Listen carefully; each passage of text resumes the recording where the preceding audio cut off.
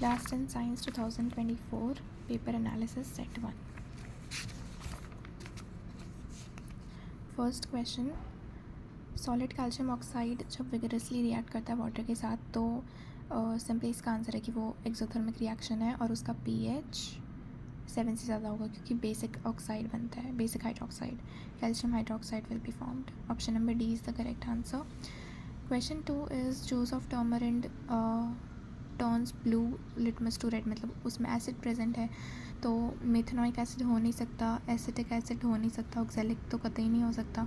Option number C is the right answer, tartaric acid. Next question, select from the following a process in which the combination involve.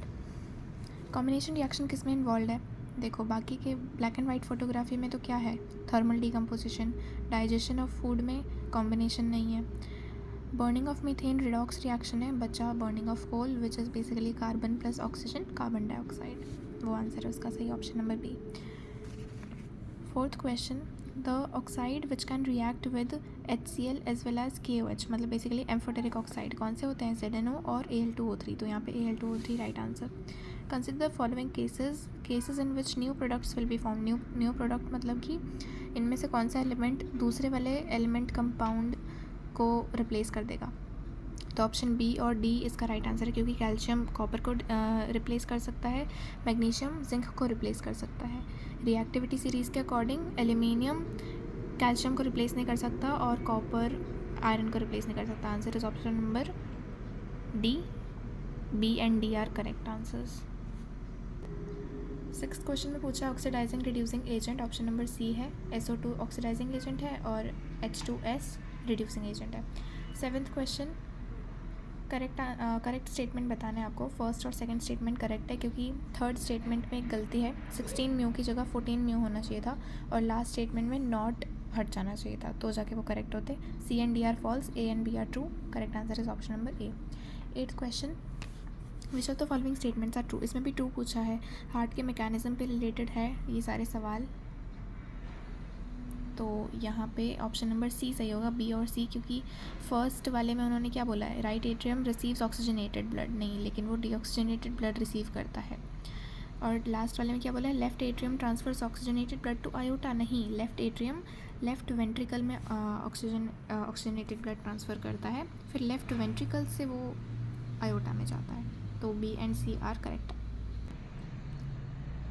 Ninth question से select out the following gland.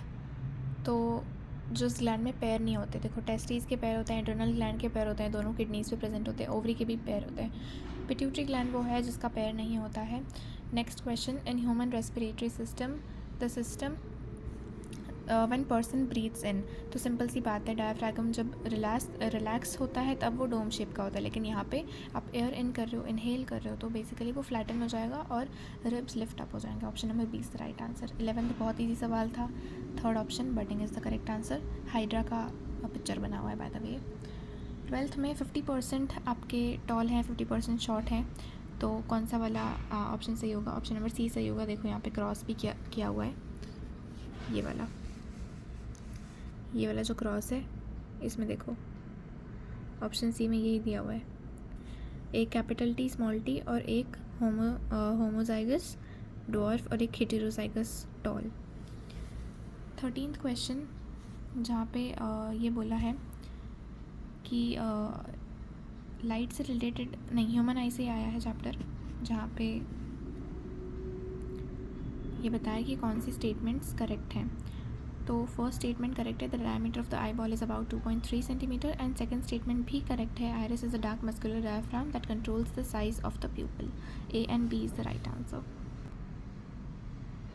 14th question में पूछा है the maximum resistance of a network of 5 identical resistors. जब भी maximum resistance पूछा जाता है मतलब कि जो भी रेजिस्टर है उसको आपको सीरीज़ में कनेक्ट करना है. मिनिमम पूछा है तो पैरेलल में कनेक्ट करना है. अब जब मैक्सिमम पूछा है तो सीरीज़ में कनेक्ट करने पे आपके पास आएगा 1/5 × 5, तो आंसर आ जाएगा 1 ohm. Option A. 15th study the IV graph. Option number B is the right answer. 16th कौन सी स्टेटमेंट सही नहीं है, सही नहीं बताती है. Strength of the magnetic field, it's the direction of the current float, क्योंकि डायरेक्शन चेंज होने से पोलैरिटी चेंज होती है, स्ट्रेंथ चेंज नहीं होती है.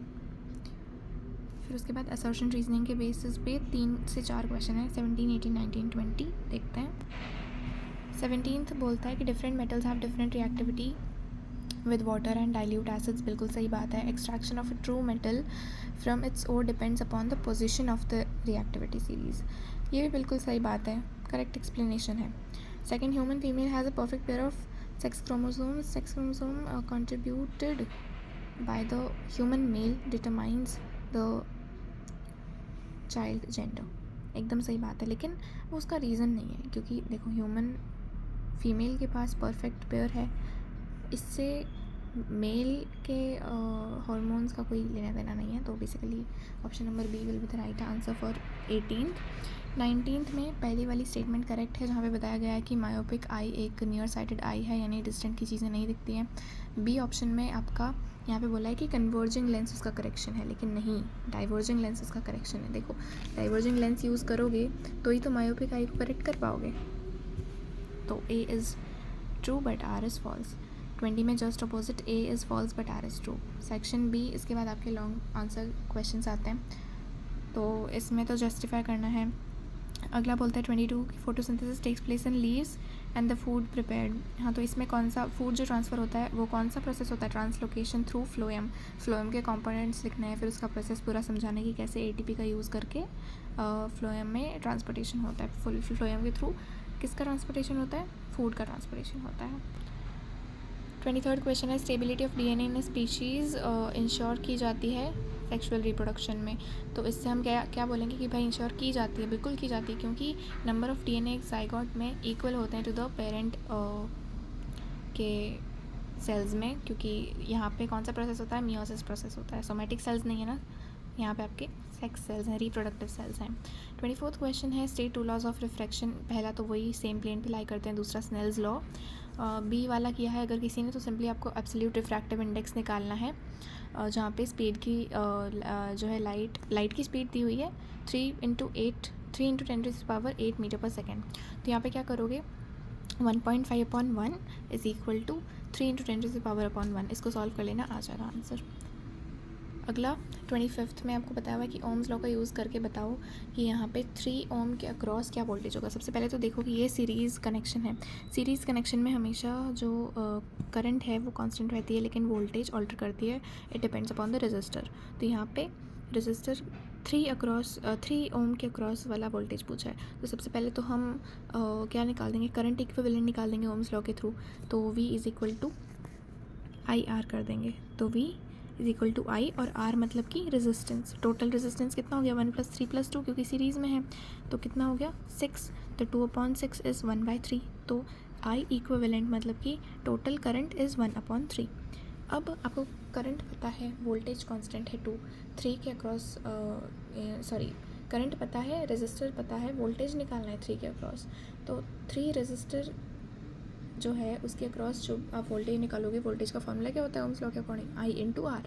आई अभी हमने निकाला 1/3 × R दिया हुआ है 3, तो कितनी आ गई वोल्टेज? 1 वोल्ट। अगला बोला है कि name the term use for the materials which can not be broken. Simple है, नॉन बायोडिग्रेडेबल सब्सटेंसेस। 27th है जब कैल्शियम वाटर पे फ्लोट करता है, वो क्यों करता है वो आपको बताना है, रिएक्शन बतानी है, और जो प्रोडक्ट बनेगा उसका आपको कार्बन डाइऑक्साइड के साथ रिएक्ट करवाना है सिंपली, और इसकी भी बैलेंस्ड केमिकल इक्वेशन लिखनी है। पहले तो कैल्शियम का Ca + H2O यानी वाटर बन जाएगा, कैल्शियम हाइड्रोक्साइड प्लस वाटर। मैं बताती हूँ आपको, calcium Ca + H2O water is equal to calcium hydroxide plus H2 यानी हाइड्रोजन गैस। इस हाइड्रोजन गैस के द्वारा प्रोड्यूस हुए हाइड्रोजन बबल्स के वजह से कैल्शियम जो है फ्लोट होने लगता है। अब कैल्शियम हाइड्रोक्साइड को तुम जब कैल्शियम इससे रिएक्ट करवाओगे, कैल्शियम कार्बोनेट निकलेगा। जब कार्बन डाइऑक्साइड से रिएक्ट करवाओगे, कैल्शियम कार्बोनेट निकलेगा। अगला लेबल डायग्राम बताना है इलेक्ट्रोलाइटिक रिफाइनिंग का। ये तो सिंपल है, मेटल्स एंड नॉन मेटल से आया है। उसके बाद सारे के सारे लॉन्ग आंसर टाइप क्वेश्चंस हैं। इनमें अगर कोई छोटा होता है तो मैं बताती हूँ। जैसे यहाँ पे आपको डायग्राम बनाना है, यहाँ पे भी रे डायग्राम बनाना है, यहाँ पे रीजंस बताने हैं। उसके बाद हाँ जी, यहाँ पे आता है एक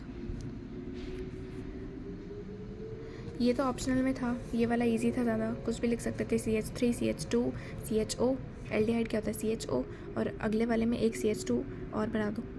इंटेलिजेंस कौन कंट्रोल करता है? Cerebrum. Riding cerebellum. Vomiting medulla oblongata. Controlling hunger hypothalamus. Brain और स्पाइनल कॉर्ड प्रोटेक्टेड कैसे होते हैं? मेनिंजेस होते हैं। मेनिंजेस क्या होते हैं? क्रेनियम के नीचे, ब्रेन बॉक्स के नीचे मेनिंजेस होते हैं और उनके बीच में सेरेब्रोस्पाइनल फ्लूइड होता है।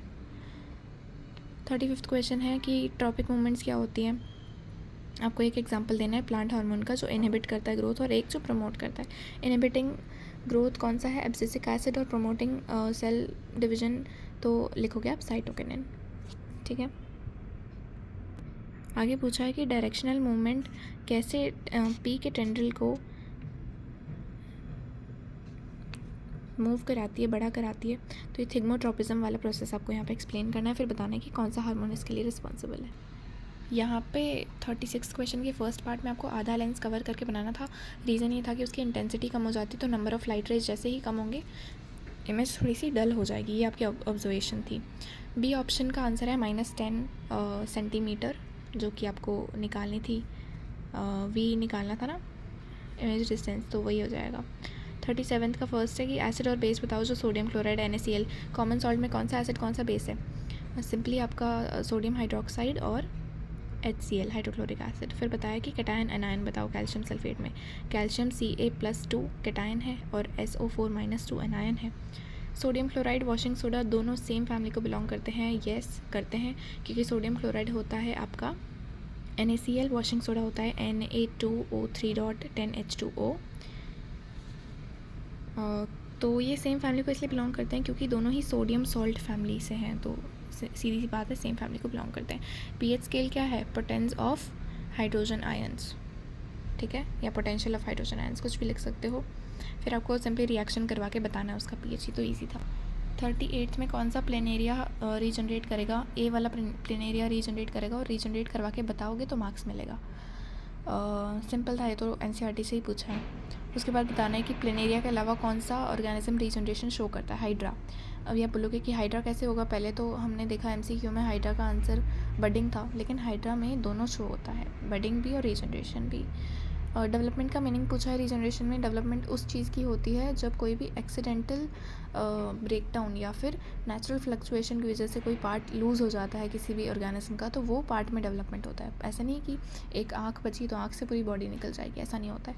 फ्री जनरेशन और फ्रेगमेंटेशन में डिफरेंस बताना है, वही उनकी डेफिनेशंस लिखनी है। रीजनरेशन में एग्जाम्पल में हाइड्रा प्लेनेरिया, फ्रेगमेंटेशन में स्पायरोगायरा। फिर प्रॉपर्टीज़ बतानी हीटिंग एलिमेंट की क्या होती है? दो प्रॉपर्टीज़, एक तो उसकी रेजिस्टिविटी बहुत ज़्यादा हाई होती है, बहुत ज़्यादा रेजिस्टेंट होता है, बहुत ज़्यादा हीट टॉलरेटिंग होता है। फिर it is not readily oxidising at room temperature. ये सारी हो गई प्रॉपर्टीज़। बी ऑप्शन में प्रॉपर्टीज़ बतानी है इलेक्ट्रिक फ्यूज़ की, जस्ट इसका उल्टा, जल्दी से ब्रेक डाउन हो जाता है, low melting point, low melting point होता है, लो रेजिस्टिविटी, लो रेजिस्टेंस होता है, ज़्यादा हीट टॉलरेट नहीं कर सकता, ऑक्सीडाइज भी हो जाता है जल्दी से। कौन सा मटेरियल यूज़ होता है? टंगस्टन यूज़ होता है, वो भी बता सकते हो।